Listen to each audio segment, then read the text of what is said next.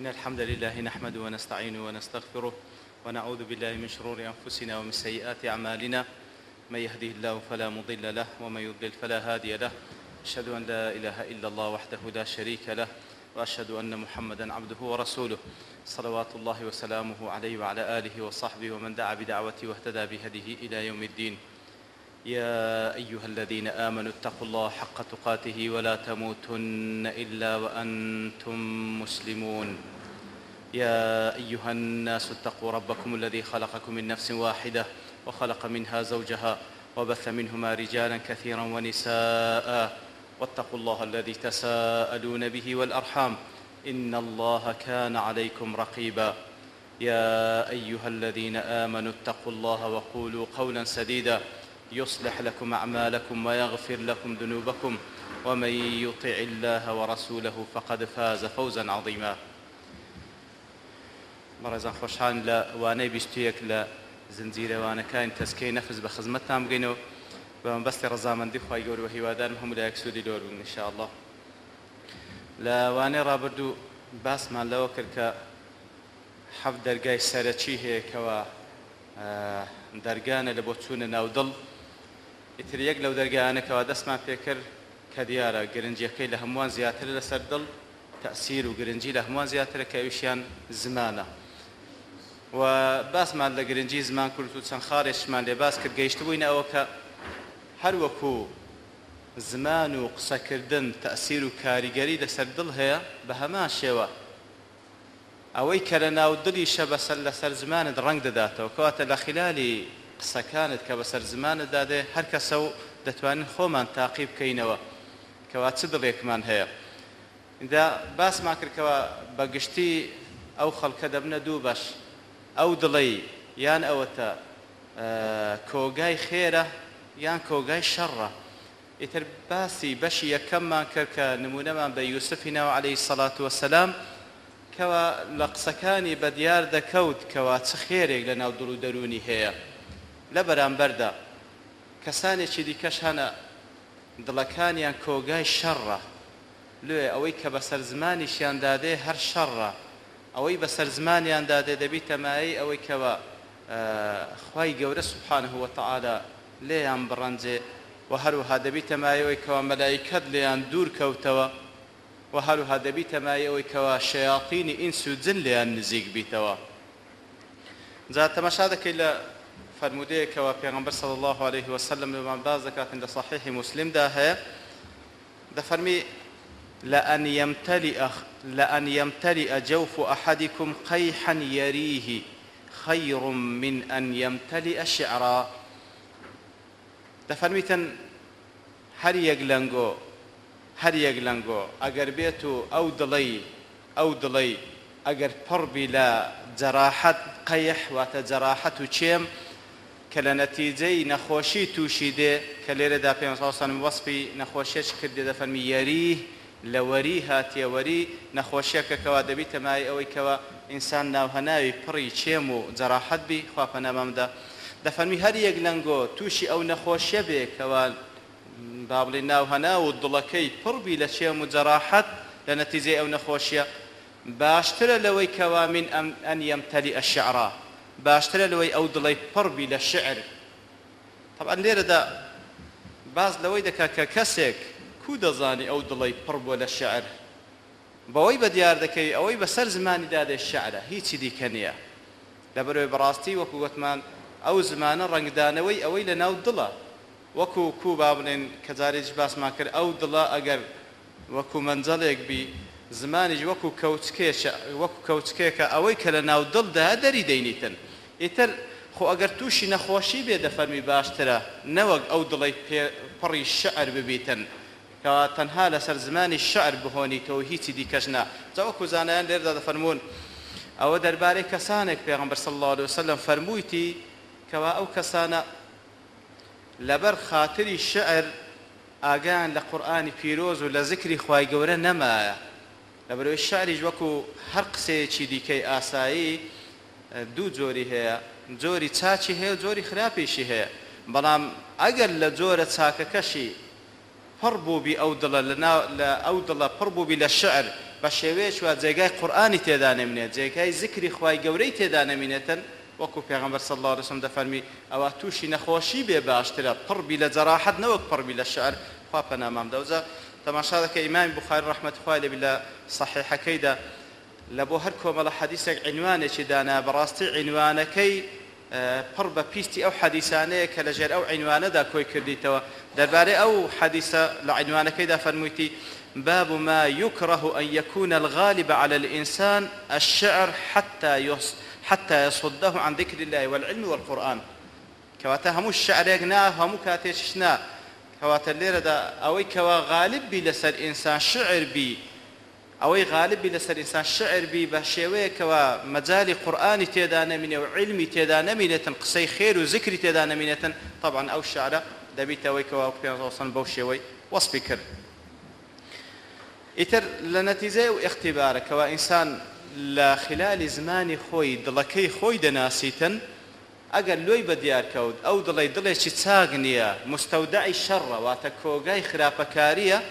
ئەوە پێویستە ئاگاداری خۆی بیتن بە چەند خوتوەیەکە وەکو لێردا ئینشاءالله باسی دەکەین یەکەم شت ئەوەیەکەوە پێویستە ئەو زمانەمان حراستەی نەوعی لەسەردابنێ الحراسە النەوعیە واتە پاسەوانیەکی جۆری لەسەردا بنێن زۆر بە وردی ئاگاداری بین و چاودێری بکەین لە هەموو قسەیەکەوە پێش ئەوەی بەسەر زمانت دابێت پێویستە زۆر بە وردی چاودێری بکەیت لەبەرەوەی بەڕاستی کەلیمە هەیە یەک کەلیمە دەبیتە مایەوەی ئەو ئینسانی پێ بفەوتێ لە صحیح مسلمدا پێغەمبەر صلی الله علیه وسلم وەصفی کەسێک دەکات دەفەرمی أن رجلا قال والله لا يغفر الله لفلان كسيك دلتن والله خواي قول لفلان كس خوش نابي دفرمي وإن الله تعالى قال خواي قول فرموي من ذا الذي يتألى علي شيء أو كسي خوي بخوا دزاين لسر من والعياذ بالله بهيك كلمة قصة شيء أو كسي كوا خوي بخوا دزاني لسر من أن لا أغفر لفلان شيء أو كسي كوا خوي بخوا دزاني لسر من فرض دكا كامل نابي لفلان كس خوش بم أو زاد فرمي خواي قول فرموي فإني قد غفرت لفلان وأحبطت عملك دەبات چاک بزانی ئەمن لە فلانە کەس خۆش دەبم ئەو جا وەکردەوەکانی توش کەوا پێی دەنازی هەمووی بەتاڵ دەکەم و لێت قبول ناکەم بەرە بەڕاستی سنووری بەندە دیارە خوایە سبحانه وتعالى فعال لما يريد بەڵێ خوای گەورە إن الله لا يغفر أن يشرك به کەسێک کە لەسەر شرک بمری لەسەر شرک ڕوحی دەربچی خوای گەورە بڕیاریدا لای خۆش نابی بەڵام لە خوار شرک کەسێکەوە هەرچەندە گوناهبار بی بەڕاستی لە بۆ هیچ بەندەیەک نییە بڕیار بدا واللهی خوای گەورە لە فلانە کەس خۆش نابی شتیوان نییە لۆیە خوای گەورە دەفەرمی مادام ئەو کەسە خۆی بەخوا زانی لەسەر من والعیاذ بالله ئەمن لەوی خۆش بووم و هەموو کردەوەکانی تووشم بەتاڵ کردەوە کەواتە لێرەدا یەک کەلیمە قسەیە کەس کاتێکەوە ئەو کەسە سنووری بەندایەتی دەبەزێنی دەبیتە مایەوەی هەموو کردەوەکانی بەتاڵ بیتەوە والعیاذ بالله وهروها ولا خالشي ديك وكو دلي التهديد المرعب وتوكو هرشيتشي زور ترسينر بيستم اقادار بين لو اتي الى سوره الحجرات خواي سبحانه وتعالى دفرمي يا ايها الذين امنوا لا ترفعوا اصواتكم فوق صوت النبي ولا تجهروا له بالقول كجهر بعضكم لبعض ان تحبط اعمالكم وأنتم لا تشعرون تماشاكا خواهي قول سبحانه وتعالى درباري أدبي مخاطبة كردن لقل پیغمبر صلى الله عليه وسلم بس الشيء قصة لخزمة پیغمبر دكي صلى الله عليه وسلم طبعا لجياني لو كاتك وآمادبو بالشخصي لپاشي وفاتش لخزمة فرمودكاني كاتك وفرمودي پیغمبر باز دكري صلى الله عليه وسلم پيوست أدبي أو أدب مراعاة بكري وتاوديري بكري بل إذا فرمي دەنگتان بەرز مەکەنەوە لە خزمەت پێغەمبەر صلی الله عليه وسلم بۆ بە دەنگێکی بەرز لە خزمەت پێغەمبەر صلی الله عليه وسلم قسان مەکەن وەکو لەگەڵ یەکتری لە کاتی دیکە قسان دەکەن چونکە دەبیتە مای ئەوەی ئەن تەحبەط ئەعمالکم دەبیتە مای ئەوەی کەوا کار و کردەوە چاکاتان هەمووی بەتاڵ دەبیتەوە لە کاتێکدا وأنتم لا تشعرون لە کاتێکدا هەست پێ ناکەن جا خۆشەکەی وێ تەماشاکە ئەو ئاتە سەبەب نزولەکەی وەکو لە تەفسیرەکان کە باز دەکا دەربارەی چێ دابەزیە دەفەرمی دابەزینەکەی وەکو لە سەحیح بوخاریدا هاتێ دەفەرمی کۆمەڵێک لە بەنی تەمیم هاتنە خزمەت پێغەمبەر صلی الله عليه وسلم ئەبوو بەکر خوای لێ ڕازی بی فەرمووی یا رسول الله قعقاع بکە ئەمیر لەسەر ئەو مەجموعەیە ئیمامی عومەر خوای لێ ڕازی بی فەرمووی نەخێر بەڵکو ئەقڕای کوڕی حابس بکە ئەمیر لەسەر ئەو مەجموعەیە دەفەرمی ئەبوو بەکر فەرمووی خوای لێ ڕازی بی فەرمووی یا عومەر ئەتوو ئیلا دەتەوێت مخالفەی من بکەی دەتەوێت ڕأیەکی دەرببڕی پێچەوانی ڕەئی من بی ئەویش فەرمی والله یا ئەبا بەکر نامەوێت مخالفەی تو بکەم ڕامم ڕەیم لەگەڵ ئەوە ئیتر وەکو بەشەرێک خۆیان لێ ڕازی بی دەفەرمی دەنجیان بەرز بووە لەسەر یەکتری لە خزمەت پێغەمبەر صلی الله علیه وسلم تەماشا بکە یعنی نەک دەنجیان لەسەر پێغەمبەر بەرز کردەوە والعیاذ بالله ئەوان زۆر لەوەی گەورەترن کەوە ئەو ڕەفتارە بکەن لەسەر یەکتری دەنجیان بەرز بووە بەڵام لە خزمەت پێغەمبەر صلی الله عليه وسلم خوای گەورە دەربارەی ئەو دوو بەڕێزە ئەوجا وەکو قاعدەکەی تەفسیر دەفەرمی العبرة بعموم اللفظ لا بخصوص السبب وانە کەواتە ئەوان با بڵێن سەبەب نزولەکەەوە بوو بەڵام لەسەر هەموو کەسێک جێبەجێ دەبی کەواتە لەسەر ئەو دوو بەڕێزەی خوای گەورە دەفەرمی ئەن تەحبەط ئەعمالکم ئاگادار بن کردەوە چاکانتان بەتاڵ دەبیتەوە ئەگەر بێت و دەنگ بەرزکەنەوە لە خزمەت پێغەمبەر صلی الله عليه وسلم لە کاتێکدا کەوا هەستیش پێ ناکەن لە کاتێکدا کەوا هەست پێ ناکەن ئەبوو بەکر و عومەر خوایان لێ ڕازی بیتن وەکو لە حەدیث صحیحدا هاتێ ئیمام ترمذی ڕوایەتی کردێ پێغەمبەر صلی الله عليه وسلم چی دەربارەیان دەفەرمی طبعا لە عەشەرەی مبەشەرەن هۆردوگوانێ دەربارەیان دەفەرمی کاتێکەوە با بڵێن لە جێگایەک دیارە دەهاتن و پێغەمبەر لە ناو سەحابەکان دانیشت و ئەوانی دیت و فەرمووی هذان السمع والبصر دەربارەی ئەبوو بەکر و عومەر خوایان لێ ڕازی هذان السمع والبصر بەڕاستی ئەو دووەنە وەکو سەمع و بەسەرن لە بۆ من وەکو جۆ وەکو چاون لە بۆ من ئەو مەکانەتە بەرزیان هەیە ئەو جا لەگەڵەوەش دادەبەزی بەو شێوەی هەڕەشە دەکا تر ئەوە بەنسبەت ئەوان ئەدی بەنسبەت لە خوار ئەوان کەواتە بەڕاستی ئەوە مجرد کەلیمە قسەیە کە بە دەنگێکی بەرز کەوە لە جێگایەک نابی دەنگت بەرز بکەیەوە ئینسان بەڕاستی زۆر جار هەیە کەلیمە قسە بەسە زمانیدا دەبیتە مای ئەوەی کەوا کار و کردەوەی بەتاڵ بیتەوە والعیاذ بالله وەکو یەک لەو جێگانەی کەوا لێرەدا خوای گەورە سوبحانه وتعالى باسی دەکات لە فەرمودەیەش کە وەکو لە سونەنی ئەبوو داوددا هاتێ دەربارەی ئەوەی کاتێک کە عائشە خوای لێ ڕازی بی معلومە پێغەمبەر صلی الله عليه وسلم کە لە یەک حاڵەتدا نۆ ژنی هەبووە خوایان لێ ڕازی بیتن وصلی الله عليه وسلم ئیتر بەخۆ دەزانی یعنی دایکانی ئیمانداران ئەوانیش بەشەرن خوایان لێ ڕازی بای هەندێ لە بینی هەوێ حساسیە هەر هەیە دەفەرمی عائشە خوای لێ ڕازی بی باسی سەفیە دەکا لای پێغەمبەر صلی الله عليه وسلم کە هەوێتی دەفەرمیتن یا رسول الله حسبك من صفية كذا وكذا واتە ئەوەندە بەسە سەفیە ئەوهایە وەکو ڕاوی حەدیث دەفەرمی بە ئیشارەتی کرد کەوا سەفیە کورتە بەژنی کورتە دەفەرمی پێغەمبەر صلی الله عليه وسلم چی فەرموو بەنسبەت عائشە لەناو خێزانەکانی پێغەمبەر صلی الله عليه وسلم پێغەمبەر لە هەمووان زیاتری خۆشویستیە ئەو جاتە پێی فەرموو لقد قلت كلمة لو مزجت بماء البحر لمزجته ئەو کەلیمە قسەیەت ئەگەر بێت و بە ئاوی دەریا تێکەڵ ببی ئەوە ئاوی دەریا هەمووی دەگۆڕی سبحان الله مەبەست چیە لێردا وەکو زانایان دەفەرمون واتە ئەو کەلیمە قسەیەکەوە لە باسی سەفیەی دەکەی ئەگەر بێت و لەگەڵ یەک کۆمەڵە کردەوەی چاچیش تێکەڵاوبی هەندی بەحرێک ئەوە تەئسیر لە هەمووان دەکات سبحان الله ئەوە دەربارەی عائشەوا دەفەرمی خوای لێ ڕازی بی کەواتە بەڕاستی ئینسان پێویستە زۆر ئاگاداری زمانی بیکەوە چ دەڵێ و چ ناڵێ لێ ابن أبي زكريا كوا إمام أوزاعي وصفي دكاتن رحمة خوای گەورە لە هۆردووچیان بی دەفەرمی لم يكن بالشام رجل يفضل على ابن أبي زكريا لە شام هەموو شام دەفەرمی پیاوێک نەبوو لەو سەردەمەدا پیاوێک نەبوو چاکتر لە ابن أبي زكريا لەبەرچی دەفەرمی ابن أبي زكريا دەیفەرموو عالجت لساني 20 سنة قبل أن يستقيم لي 20 ساڵان خەریکی زمانی خۆم بووم 20 ساڵ خەریکی زمانی خۆم بووم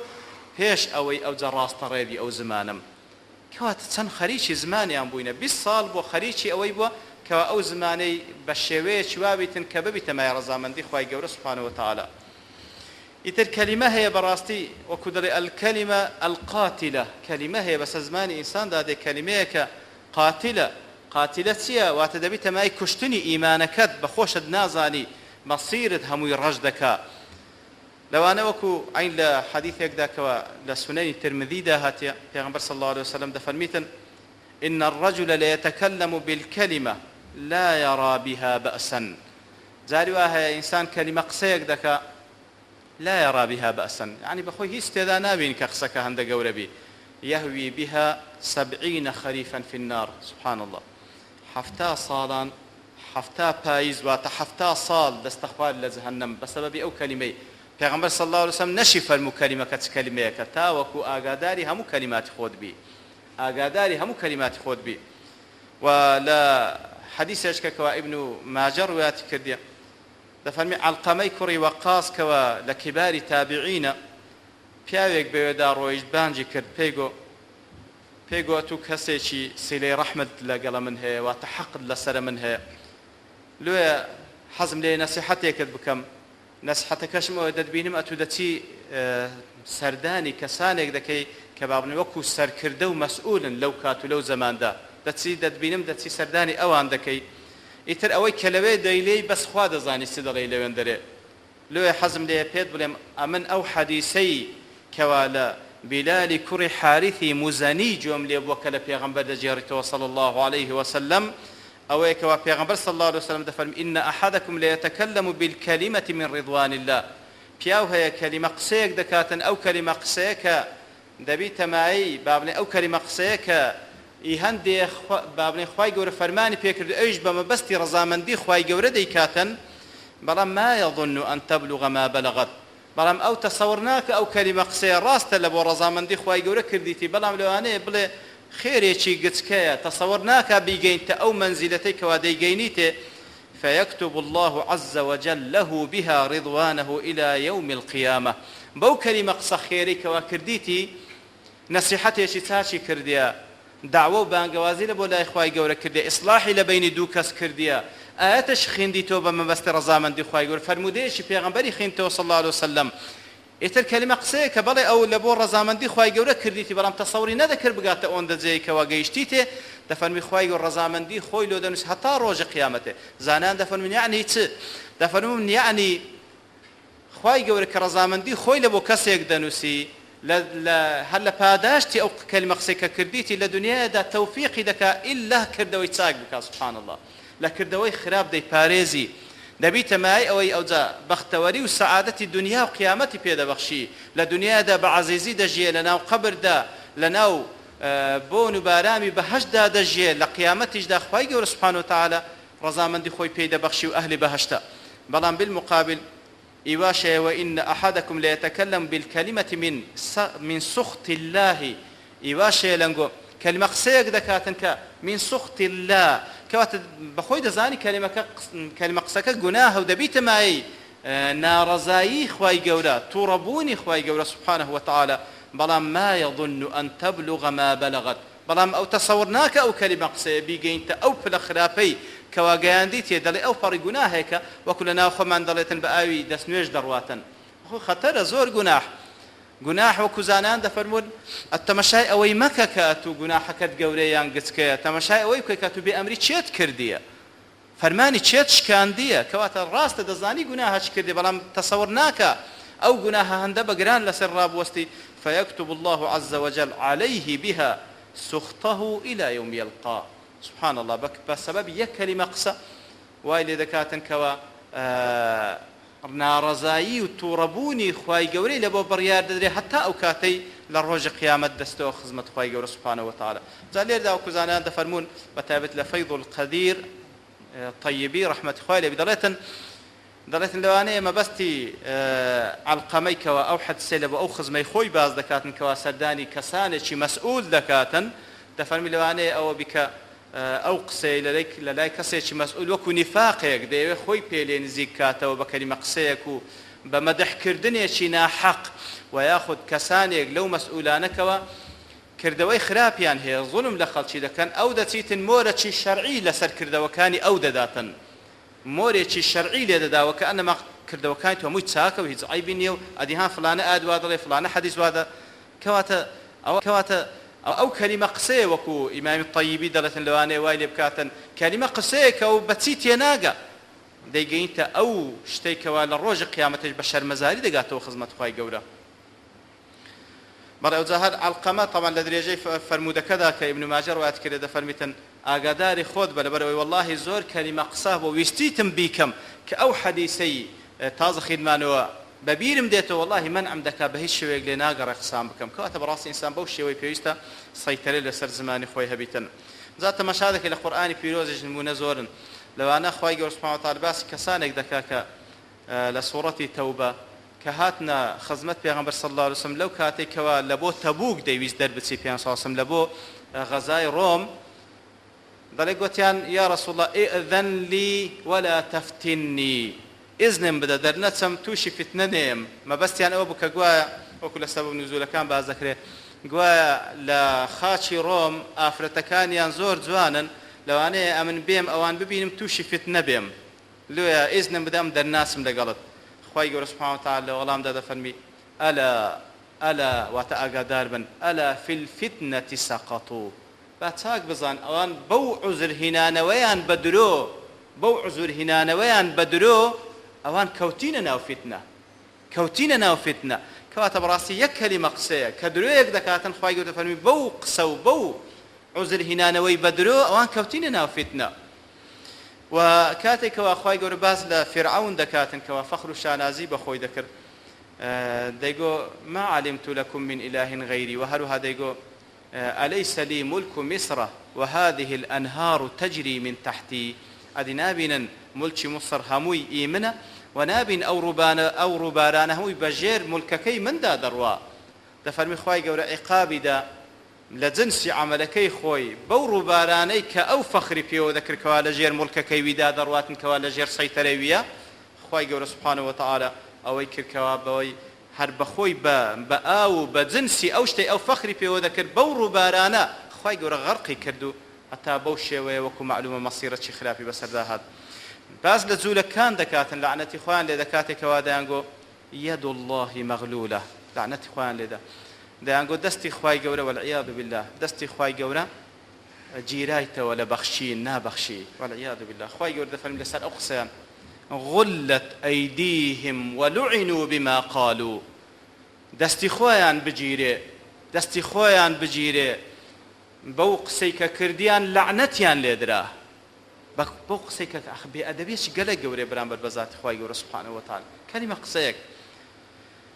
بەڵێ ئەوجا وەکو گوتمان کەوە زۆر جاران قسە ئەوها بەگران لەسەر ئینسان ڕادەوەستی ئینسان پێویستە زۆر بە چاچی پاسەوانی زمانی خۆی بکاتن بەڵام زۆر جارانیش هەیە بێدەنگبوونیش لە جێگایەک کە پێویست وایە قسە بکەی بێدەنگبوونەکەش عینی بە هەمان شێوە زۆر زۆر خەتەرە لەسەر ئەو کەسەی کەوا بێدەنگ دەبی لە جێگایەک کەوا پێویستە قسە بکەی واتە لە جێگایەک کە پێویستی بە حەق گوتن هەیە پێویستی بەوەی هەیە کەوا مووقفت هەبی هەڵوێستت هەبی وەکو ئیماندارێک لە بۆ خوای گەورە قسە بکەی بەڵام ئەتوو کە قسە ناکەی و بێدەنگ دەبی عینی بە هەمان شێوە هیچ فەرقی نییە لەگەڵەوەی کەوا قسەیەکی زۆر ناڕەوا بکەی هەروەکو ئەویان بەگران لەسەر ڕادەوەستی بێدەنگبوونیشت لە ئاستی حەق ئەویشان بە هەمان شێوە بەگران لەسەر ڕادەوەستی. لێ وەکو ابن القيم رحمەتی خوای لێ بێتن کاتێکە لە الجواب الكافیدا باز لەو حەقەتەی دەکاتن دەڵێ شەیطان چاک دەزانیتن سەنگەر لە دڵی ئینسان بگریتن لە چێن دەرێ سەنگەری لێوە دەگری یەک لەو سەنگەرانێکەوە با بڵێن ئیبلیس جنودەکانی خۆی دەنێریکەوە سەنگەر لە دڵی ئیمانداران بگری لەسەر زمانیتی دەڵێ بڕۆن زمانی ئەو ئینسانەکەوە سەنگەری لێوە بگرن لەبەرەوەی ئەو زمانە تەئسیری یەکجار زۆرە لەسەر دڵ و دەرونی ئەو بەندەیە ئیتر هەوڵ بدەن بە دوو شێوە لەگەڵی هەوڵ بدەن بەوەی کەوا بە هیچ شێوەیە قسەی چاک بەسە زمانی دانەیە بەڵکو تەنها ئەو قسانە بکاکەوە دەبیتە مای تووڕەبوونی خوا سوبحانەهو وتعالا و ئەگەر ئەوەشتان پێ نەکرا ئەوە وای لێ بکەن لە بەرامبەر حەق بێدەنگ بی لە بەرامبەر حەق بێدەنگ بی ئەوجا دەڵێتن هۆردووچی لە بۆنگۆ یەکە چ توانیتان قسەی خراپی پێ بکەن چ توانیتان لە بەرامبەر حەق بێدەنجی بکەن و لاڵێ بکەن. جا وەکو ابن القەیم دەرێ ڕەحمەتی خوا لێ بی دەفەرمی چ دینێکی هەیە ئەو کەسە چ خێرێکی پێوەیە کاتێکەوە دەبینی سنوورەکانی خوای گەورە دەبەزێندرێ کاتێکەوە دەبیندرێ بێئەدەبی بەرامبەر خوا و پێغەمبەری خوا دەکرێ ئەو کەسە بێدەنگە دەفەرمی ئەوەیان شەیطان ئەخرەسە شەیطانێکی لاڵە هەروەکو ئەو کەسەی کەوا بەناحەق قسە دەکات شەیطانێکی ناتقە ئەو کەسەی کەوا قسەی ناحەق دەکاتن ئەوە شەیطانێکە قسە دەکات بەڵام ئەویان کەوا بەرامبەر حەق بێدەنگە ئەوە شەیطانێکی ئەخرەسە شەیطانێکی لاڵ و بێدەنگە خوا پەنامان بدە ئەو جاری واشەیە بەڕاستی یەک کەلیمە قسە دەبیتە مای ئەوەی کە بەڕاستی ئینسان ببیتە مای پاکبوونەوەی دڵەکەی و چاکبوونی مەسیری لای خوای گەورە سوبحانەهو وتەعالە لە چەندین حەدیثیش پێغەمبەر صلی الله علیه و سەلەم ئاماژەی پێکردێ لەوانە دەفەرمی لە سونەنی ئەبوو داود هاتیە دوو کەس لەو جێگای کەوا پێغەمبەر لێی بۆ صلی الله علیه و سەلەم لە نزیک ئەوێن دەرێت دوو کەس مشکلە و گرفتیان لە نێوان پەیدا بوو و دەنجیان لەسەر یەکتری بەرز کردەوە قسەی ناشرینیان بە یەکتر گوتیە دەفەرمی پێغەمبەر صلی الله علیه و سەلەم دەفەرمی کە دیتیانی ئەوانە چاویان سۆر بوو و دەماریان وا بەدیار کەوتیە پێغەمبەر صلی الله علیه و سەلەم فەرمی ئینی لەئەعرف کەلیمە ئەمن کەلیمەیەک دەزانم یەک کەلیمە قسە لو قالها هذا أجر هديك لوان أو كلمة قصي بلا لذهب عنه الذي يجد أو توربوني كبراستي أصلي توربون لشيطان ويا أجر هديك لوان أو كلمة قصي بلا كوا أمن ديزانم أو توربوني لدروا أو اشتيا فرموي أعوذ بالله من الشيطان الرجيم بس تنها أون دي بلا طرب الضلوب أعوذ بالله من الشيطان الرجيم لبرو براستي أو كلم أو توربون لشيطان ويقر خوي بدأت بناي خوي جور سبحانه وتعالى لو توربونك أو تيدا أو بإذن خوي جور أو توربوني لي دروا خوي جور سبحانه وتعالى بهاناي دي لا حديث شديك في صلى الله عليه وسلم كوا لمعجم كبير الطبراني هاتي والباني تصحيح دك في صلى الله عليه وسلم دفن أحب الجهاد إلى الله خوشويسترين جهاد كردن لبيناي خوي جورا لا خوي جورا ست جهادك زور خوشويسته كلمة حق تقال لإمام جائر كلمة حق تقال لإمام جائر كواتا كلمة حق نصيحتي تاك بكسيك بقوتري كإمامة بلام إمامة ظالمة ظلم دكا كلمة حق راستي بكيوا أو لا إخواي قورا خوشويسترين جهادا ولحديث كوا صحيح جامع صغير ده هاتيه في صلى الله عليه وسلم دفن سيد الشهداء حمزة بن عبد المطلب سيد الشهداء قولي همو شهيد كان حمزة كري عبد المطلب كأواندي پیغمبر صلى الله عليه وسلم لسر جنازة كي حمزة قريا لبو كس أواندنا قريا سبحان الله كاتك ودجمنان بوشيوي أتشيان كرب أو جنازي بل أوزا دفن قولي همو شهيد كان حمزة كري عبد المطلب خواهي راضي بيتن وهروها كسيش كجديني تريز حمزة دفن چيه ورجل قام إلى إمام جائر فأمره ونهاه فقتله وهروا كسيشي ديكش هستا ولا برامبر كسيشي ظالم أو ذا فرماني بيكر وهروها فرماني بيكر بتاكا رقي لي قل خرافة أو ذا أوج لبرامبر دا كس ظالمك هاد أو كسي كشت تفرمي أوشان لقل حمزي سيد الشهداء أوشان قوريها مشاهدة كان لا حديث ايش كوا لا سنن ابن ماجه هاتيا دفرمي امام عمر خويل رازي بلاي طلحه دارويشت خويل رازي بي لباشي وفاه پیغمبر صلى الله عليه وسلم ديتي طلحه زور خفت باره باشا لبرتي وخفت باري اساءتك امراه ابن عمك دليل لخلافته لقوري اموزاكي خود ناراضي ديار الطلحة آموزا أبو بكر أخوان لرازي بيتن ضلي لوي كوا أبو بكر بويت خليفة لوي نارازي لوي وهابا خفت ودانشتي أوش دلتن قال لا نخير أو مسألة بلكو جملة پیغمبر صلى الله عليه وسلم حديثة كوا دفرمي إني لأعلم كلمة يعني صلى الله عليه وسلم دفرمي أمن قسيك دزانم لا يقولها أحد عند موته أو كلمة قسية هر كسيك بيك لو كاتيك ولا سر مرقى إلا كانت نورا لصحيفته أو كلمة قسية هر كسيك لسر مرق بيكاتا أو كلمة قسية بيتا نوريك لبو الصحيفي كردوكاني وإن جسده وروحه ليجدان لها روحا عند الموت وأو كلمة قسية هر كسيك بيكا هر وكو نوريك لبو الصحيفي كردوكاني